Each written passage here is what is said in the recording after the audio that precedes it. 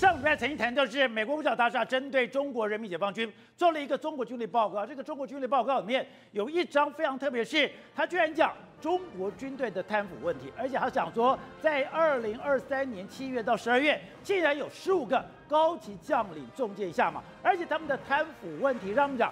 它的导弹井的这个盖子居然做的不这么密合，甚至它中间有很多你无法思议的状况，这个会影响到中国整个战力。而现在不止如此，这个中国军力战地的两个作者，一个蔡斯，一个拉特纳，他们在 CSIS 的这个专题研讨会里面，他讲得更明白。他说，现在中国解放军的这些高干们或者这些军头们，他们不但是个人有非常严重的贪腐问题，而他们的本职学能非常的糟糕，他们对战场上的一个掌控，他们对各个军种的联合训练，他们甚至对一个军种武器如何好好的使用，他们居然都有基本的问题。你想想看，如果今天在中国里面，我会把你陆军突然的调到海军，我突然把你海军突然的调到了火箭军，在每一个军种里面都有它非常特别的本质学能。如果你觉得这样子调来调去，这些军头们他真的能够掌握战场的状况，真的能够掌握部队的状况吗？现在美国就对这个东西提出非常强大的一个质疑，所以朝鲜日报就报道了他们两个人参加 CSIS 的这个研讨会，它的标题直接写着，在紧急的状况下，中国能够正常的发射导弹吗？他们不但有贪腐的问题，更可怕的是他的指挥官的资质问题。这个指挥官的资质问题根本不具备有入侵台湾的可能。还有，现在中国的原油进口占它的比例非常高，如果真的开战了以后，不是台湾能源会有问题，中国的能源更有大问题。所以在这样的状况下，中国如果要犯台，他们讲的根本不具备那样的能力。好，在这段里面，资深媒体人罗伊德也加入我们的讨论。瑞德，你好。大家好。好，所以我刚刚讲的是，上礼拜我们曾经讲蔡斯跟拉特纳里面，他们撰写了一个五角大厦的中国军力报告。没错，当时我们讲，会有一个专章讲中国的腐败，而这个中国的腐败特别强调，在2023年7月到12月里面，15个中箭落马，而且刚才讲的很多高官，包括像李尚福，都是因为贪腐的问题，而这样的贪腐的问题会影响到中国人民解放军的一个战力。他现在讲的更白了，他不是贪腐问题，对，不是品德问题。他的能力都有问题，而且这个2024年的中国军力报告里面来说话，一改过去，过去都会说，解放军是我们未来强大的对手，但这次的报告里面来说，他把解放军呢批的没有错，你形体很厉害，但是你要作战吗？你想都别想。他讲出3个，至少你们要作战。第一个，贪污腐败，他质疑说，你到时候火箭军发射的时候能不能够发射，这恐怕都是一个大问题。也就紧急情况下，你能够正常发射导弹吗？好，第二个是什么？他说你的资质很差，你的将军呢？他说5个不会。什么叫5个不会？你作战现场的时候没办法判断形势，不会理解上级的意图，不会下作战的这个决心，不会排兵论战，布阵，不会处置突发状况，把他们中国将领批得一文不值。如果你有这个5个不会，对，那你怎么打仗？所以就是你的资质很差。再就是说呢，排兵布阵都不会。那再就是说呢，你的能源也不行。为什么？他说我只要封锁你的这个马六甲海峡就好了，因为你的能源囤驻是70%，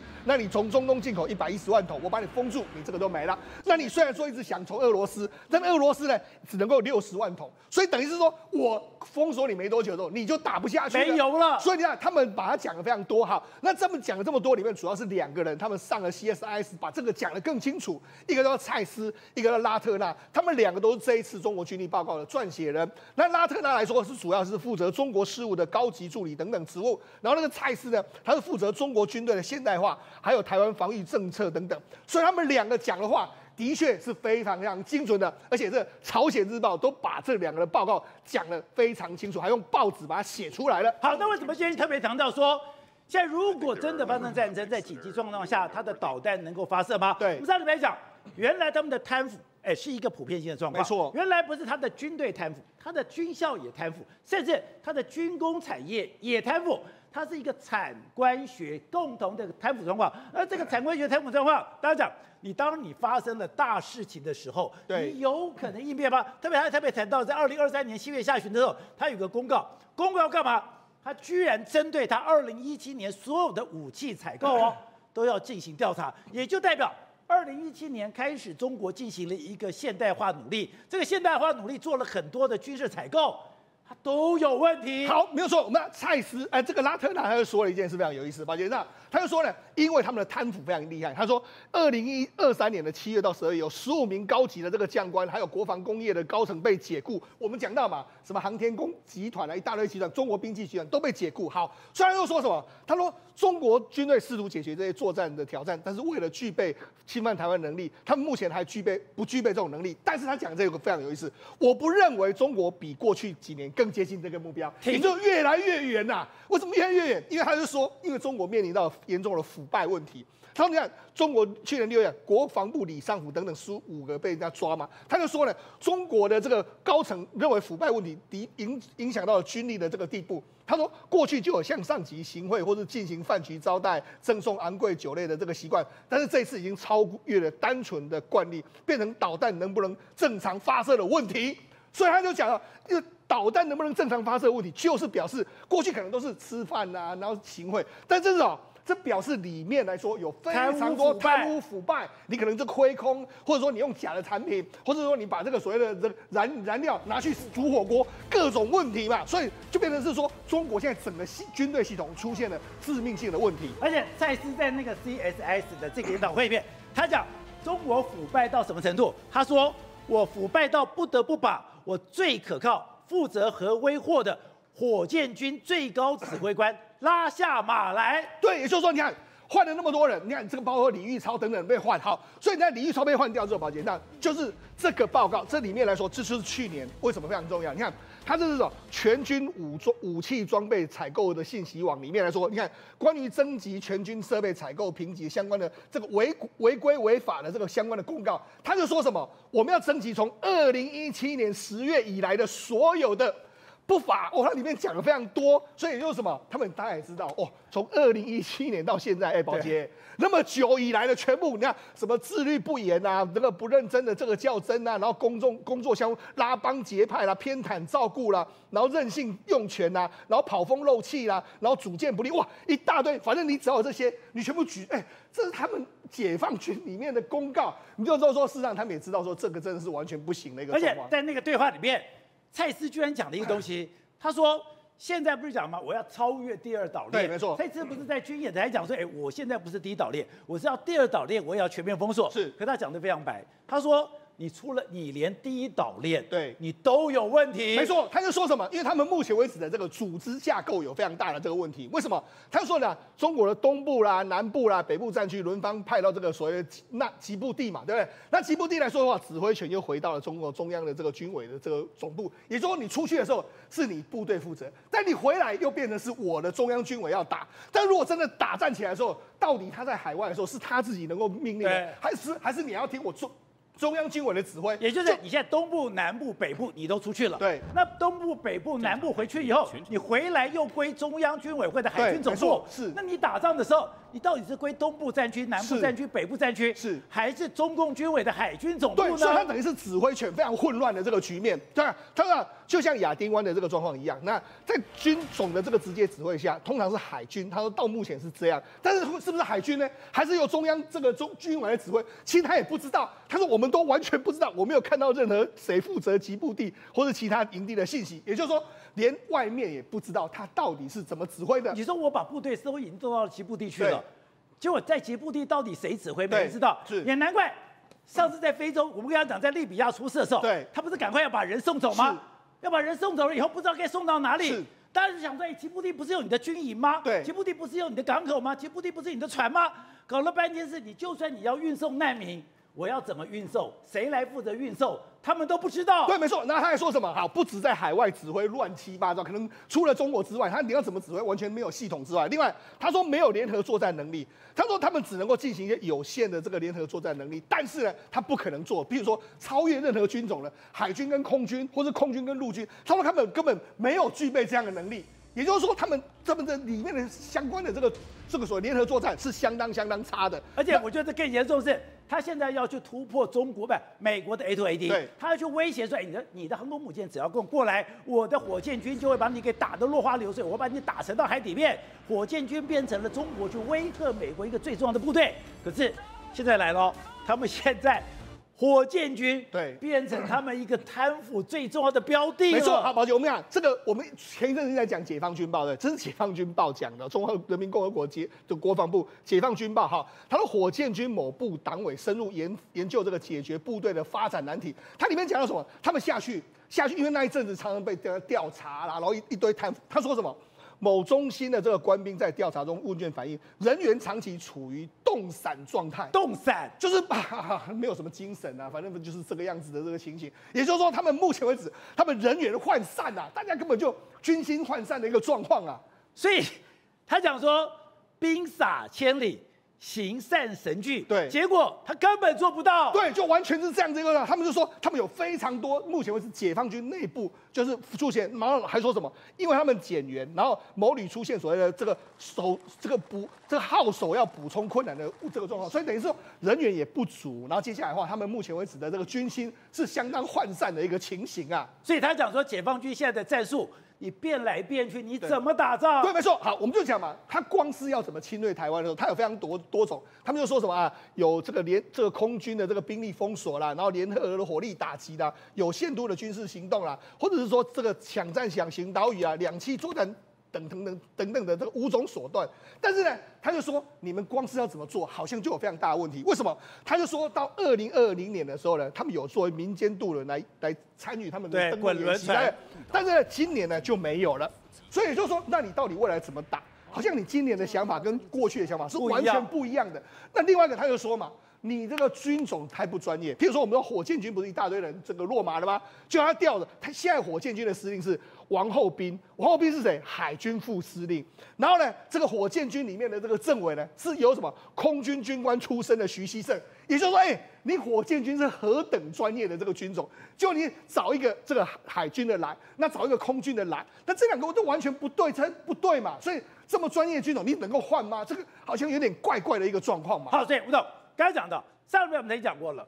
美国五角大厦针对中国人民解放军做了一个中国军力报告，当时只谈到说，你的这个贪腐问题非常严重，贪腐非常严重。刚刚讲，连那火箭发射口盖子跟那个井居然盖不起来，甚至还谈到说，彭博还讲，我们讲火箭军，你没有想到把油偷了，怕人家知道把水给灌进去。那我们知道，在火箭军有很多的固态燃料，居然把这固态燃料刮出来一小块，我拿来煮火锅，军纪败坏到这个程度。可是他现在讲没有。蔡司跟拉特纳讲我们在 CSIS 这个地方，我要讲不是没有这么简单，他们连最基本的本质学能都有问题，而且刚刚讲的更清楚哦，他说我没有办法判断形势，我不了解上级的意图，我不会下作战决心，我不会排兵布阵，我不会处置突发状况。他说他从这个所谓的1979年中越战争之后。中国人民解放军都没有任何实战经验了。对，而且这一次2024的这个中共的军队的这个军力报告是非常特殊的一篇报告。因为我请问你一个很简单的问题：中国解放军的贪腐是从什么时候开始的？早就有了。江泽民时代我记得很清楚啊，我那时候我还经常到大陆去开学术群会议啊。我说他们私下告诉我一个师长。正师级不是师长，师长级的官位，当时明码标价100万人民币，100万人民币那个排长都要给钱的，跑官是全面性的，所以我意思说，从江时代就开始贪腐了。对，所以习近平上来确实是做了很大的事情，他说这个东西不把贪腐解决掉，这个国家都要亡，不能打造，要亡党要亡国，确实他做这个事情。但是为什么到了2024年？美国的军力报告，中共军力报告，美军为什么又在谈这个贪腐问题？搞了10几年还有这个问题，而且在习的任内，最近动了多少人？包括他的政治部主任都动掉，对，苗华都动掉，他不得了的大事情啊！最近习动了15个将领，而是他自己提拔的。你提拔了15个将领，结果你通通动掉，对，那代表什么意思？代表了这个贪腐不是说江贪腐或是习时代，是已经是根深蒂固的贪腐嘛？结构问题。结构问题好，这个句话一举就到这种要害。所以这个里面这篇报告里面，其中一部分很重要，全世界都注意的，就是他5个不会，就是他讲了5个不会。这5个不会什么意思？你知道吧？就是他的整个的指挥官的指参系统对是混乱的，也就是你不是真打实打，你不是靠你的本事生来的。你刚才讲每个都是明码标定，我是靠贿赂上来，我哪会打仗啊？到了习手上好一点，但是结果我们现在最近才赫然发现，他现在最近的这种跟这个张幼霞的事情发生，有军方开始在作乱，搞了半天，你打了10几年的贪腐，结果你这个部队还是一样贪腐，还是一样贪。所以根本性的问题没有解决掉，而且你看这些官员你要讲的，他不会理会上级的意图。所以那天我礼拜五讲过一句话，就是这个就是中国解放军他的指挥参谋系统的理念是从俄罗斯学回来的，对，不是从这个跟我们台湾的国军是跟美军学的，对，但是两个东西不一样。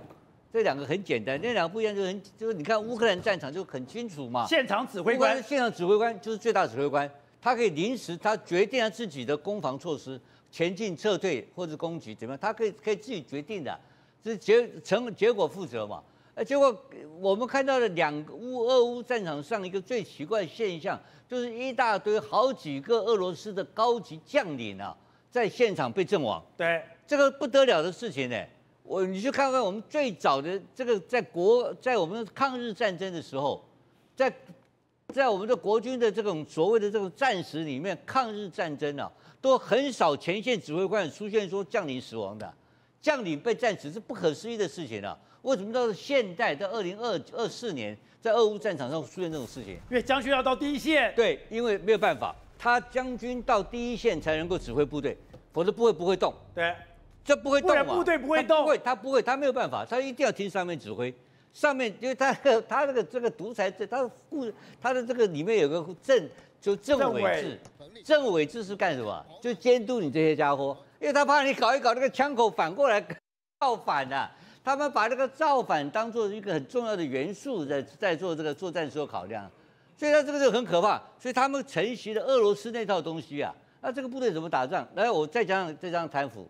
贪腐下去，你刚才5个不会，这个美军很恶劣，对，直接给他写清楚。那你这个都5个不会，我就讲你这只参素养鸭蛋嘛，对，这个没办法打仗嘛，好不好？那我们现在反过来再谈现实的问题，你这个还有美军的空军的作战兵力，我跟你解释一下，空军好像他空军有18万人里面，他的后勤有18万人，1比1哦，他一个人服务一个作战兵力啊。对。我一个后勤兵力服务你一个作战兵力啊！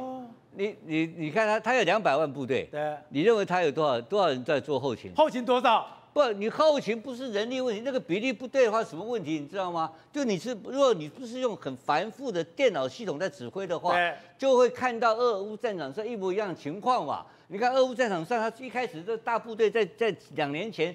进到俄罗斯的时候，一大堆战车有抛锚的，卡住了，抛锚了，路上的，然后呢，后面的油料运送不上来，因为那整个调度系统就跟一个这个叫做供应链一样嘛，它就是一个产业供应链 supply chain 的概念嘛。这从美军从当年最有名的国防部长麦纳马拉嘛，对，麦纳马拉，他当过，他是福特的总经理，当过福特总经理，他发明了整个把企业界那套东西全电脑化。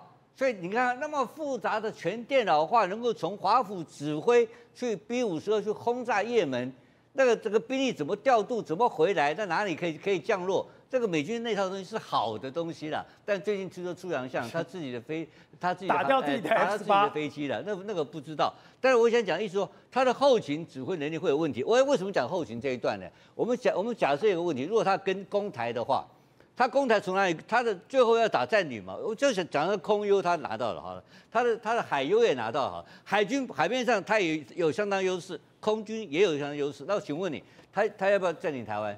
要占领台湾啊？那陆战队要不要来？要来。那从哪里来？海上。不是从哪个省来了？从福建来。福建嘛，从福建打过来嘛。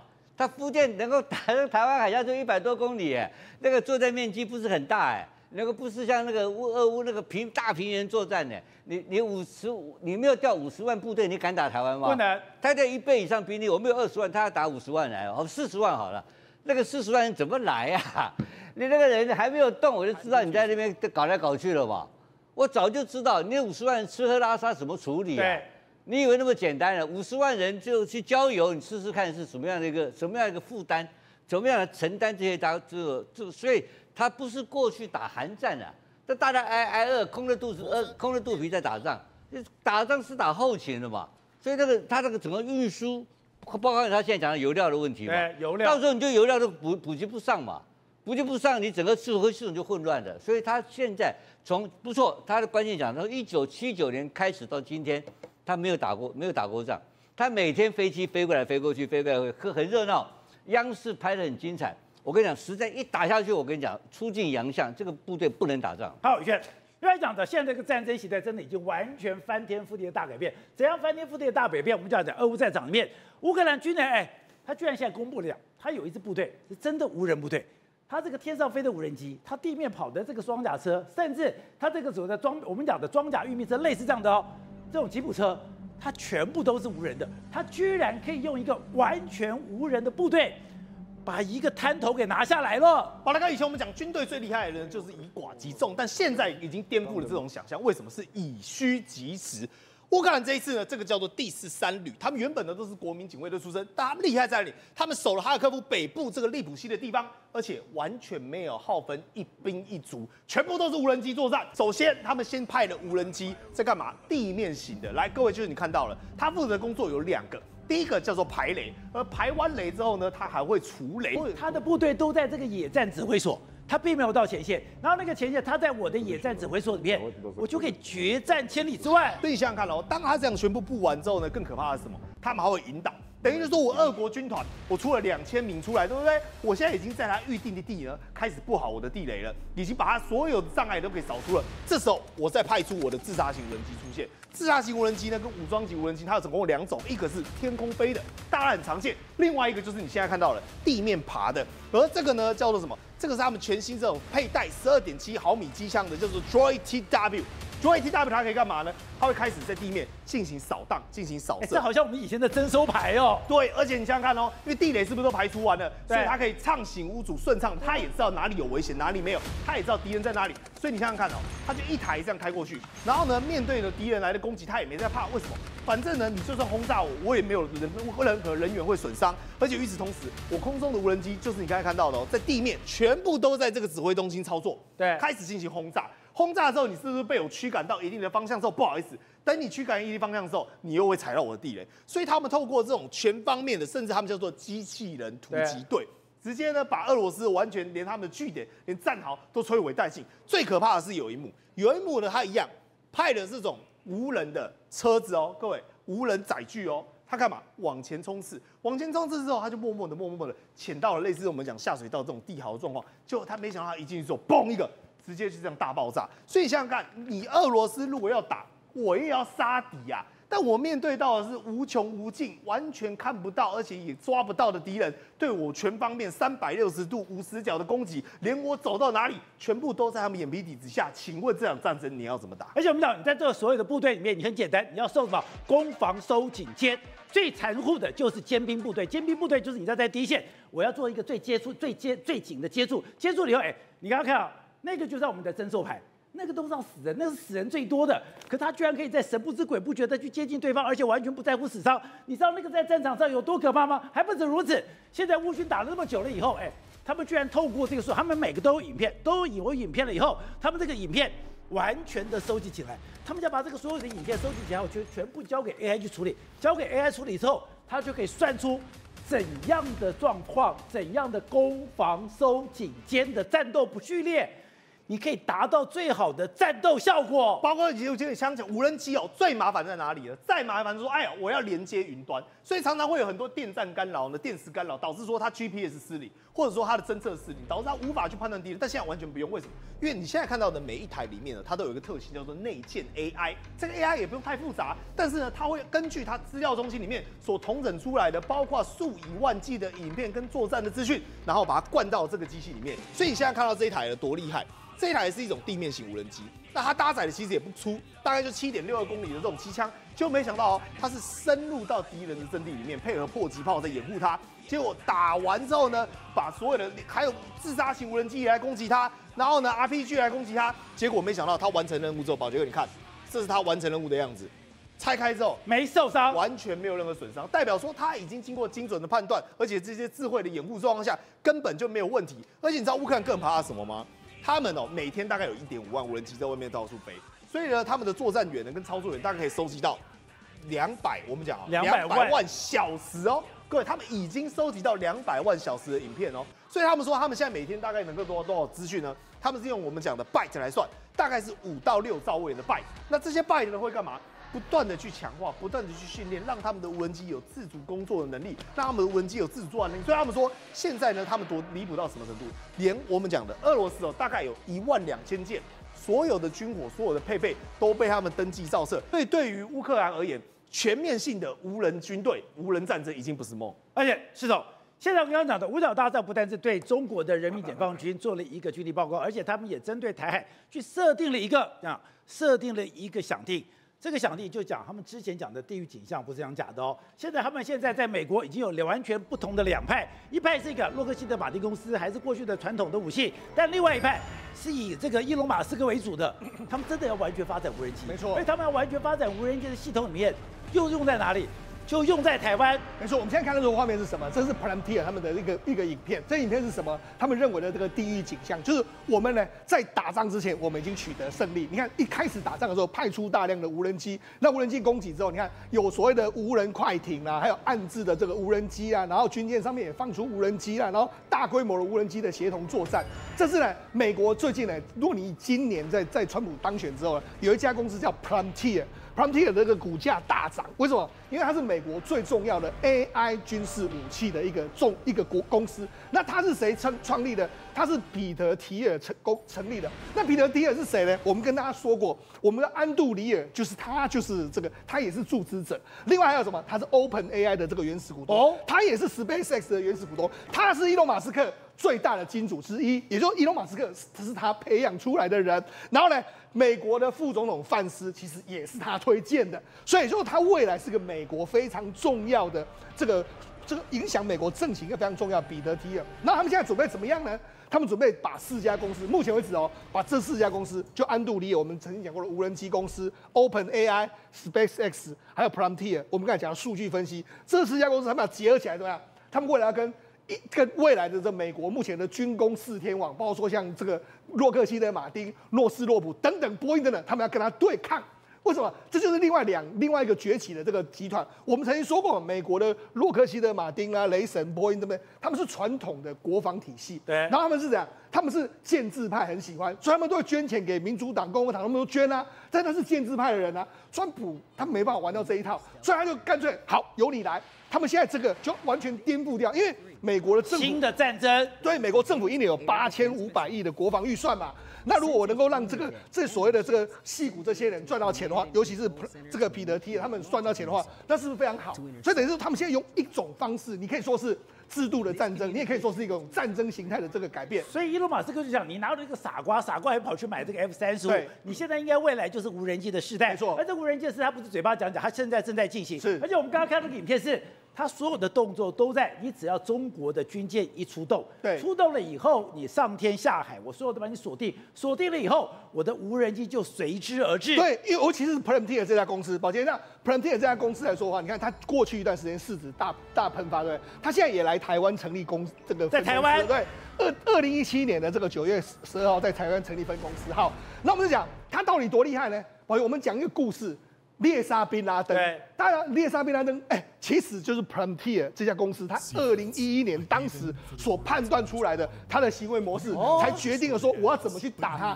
好，那他们怎么分析吗？他们当然收集了非常多这个宾拉登的数据嘛，包括说他高是6尺4寸。然后他每天要洗肾，然后包括说他可能比较喜欢有人在保护他，所以他需要一堆这个所谓的这个保镖来保护他。然后他喜欢住在这个所谓的高楼里面。然后他们当时还判断说，按照我们的模型判断，他不会，因为一般人都说他躲在山洞，但他们的判断是他绝对不会躲在山洞，因为他要洗肾，他喜欢安全，所以他反而会住在大城市。然后住在大城市，因为他因为他有很多人，所以他认为说他不会住在那种这个矮房，他们一定是高楼层里面，然后他可能住在1楼这样一个状况。然后因为它里面这个，他比如说他每天垃圾都要焚烧，他不能够留任何东西，所以里面可能会有一些焚烧装置什么，他们判断的非常清楚，一模一样。宝杰他们最后判断了，他们选出了几家房间呢？这都跟他很像。但是因为他们一直没办法判断说到底他是在哪一间里面，后来美国军方呢，他们就在这3间房间，他们外面都盖了一个小房子，然后观察是谁，因为宾拉登从来没有出现过。后来他们这个判断说，可能他就在这一间。那这一间里头，他们就说这个宾拉登在这一间房间的几率大概55%左右，他们还可以判断出数据哦，就55%。那当时奥巴马就好，那55%我们就干了。就海豹突击队去了之后，就真的猎杀了宾拉登。这当时是由 Palantir 他所提供的相关的数据，然后他们才能够侦测出来，这个未来就是可以用在包括说未来的战场上面的研判。你知道他们就非常厉害。另外就是说，我们刚才不是讲吗？他们还有这个做一些所谓的中国怎么作战，他们还有一个他们的版本。什么版本呢？他们就说，首先呢，中国会在这个南海这边做一些所谓相关的演练，演练之后呢，然后高雄港这边也会出现一些中国渔船在这边，然后就是他们准备要攻打台湾的这个状况了。然后呢，然后他们后来日本的情报就会来了，他说发现到洛阳级的这个他们的舰艇在移动还移开来了，之前的时候还在啊，然后后来就不在了，所以你就知道他们准备要发动进攻。那发动进攻的时候，他们跟着这个洛阳级的这个船舰跟踪，预判航道，准备要来台湾了。准备来台湾之后，他去哪都知道。对，然后美军马上就来，然后解决了这个任务，解决了这个威胁。所以，事实上这就是 Palantir， 它可以推估一切，然后整合所有的资讯。所以我跟你讲，美国现在真的在打一场跟完全过去不一样的战争，由4家公司来主导。而且，吉米，现在刚刚讲的，川普上来以后，本来讲，习近平是我的好朋友，我愿意跟他好好的谈，他真的是很棒的人。可是你发现他很多的动作真的是完全以中国为对手。最近他们讲，我要把巴拿马运河给收回去。为什么把巴拿马运河给收回去？他说，原来在中国在这个地方你也做了太多的事情了。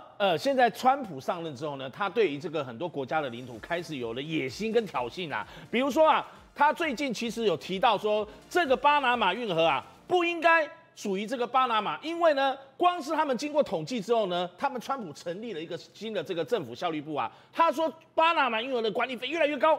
他让这个美国人的税收啊损失了157亿美元啊，所以他认为说巴拿马运河应该收回来，让美国自己来拥有。而且他还说里面这个不应该是当初整个交还给巴拿马，变成现在中国人在管，中国因素在里面。以前我们去那边采访过，那巴拿马运河这边现在因为中国的势力越来越大，他在那边让川普有点忌惮。所以呢，他就希望说能够让这个美国来掌握主导权。偏偏巴拿马总统穆里诺他最近就呛什么，巴拿马这个运河啊是主权都是属于这个巴拿马的，可是川普不理他，跟他你来我往，唇枪舌剑，还发了一张图在网络上，用这个合成图，美国国旗，巴拿马运河，欢迎来到美国运河，他就故意这样子跟你呛这个巴拿马。所以为什么巴拿马这么重要呢？你看他中国势力。他已经在前进这个巴拿马地方。你看美国这边，如果从旧金山到纽约6300多公里，走巴拿马运河的话，如果是不走巴拿马运河，绕到这个整个南美洲的最下方，再往这边上来的话，19300多公里，足足缩减了1/3的这个航程，只剩下1/3而已。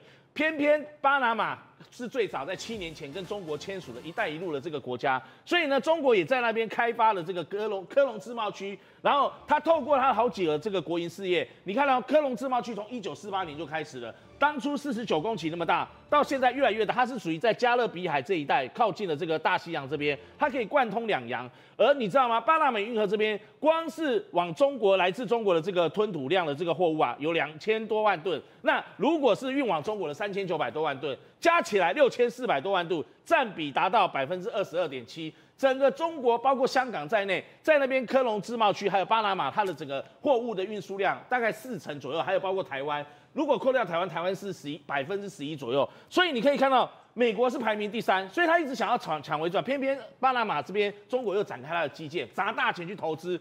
新建跨越巴拿马的第4座的这个第4号大桥，它可以连接东西岸。这个桥全长大概总共6公里，整个两边东西向是8车道。那这个都是中国大陆新建，而且中国大陆它用国营的力量、政府的力量，你看中国港湾工程、中国交通建设，还有中国的这个建筑集团以及中铁公司，全部都是中方的公司去围标。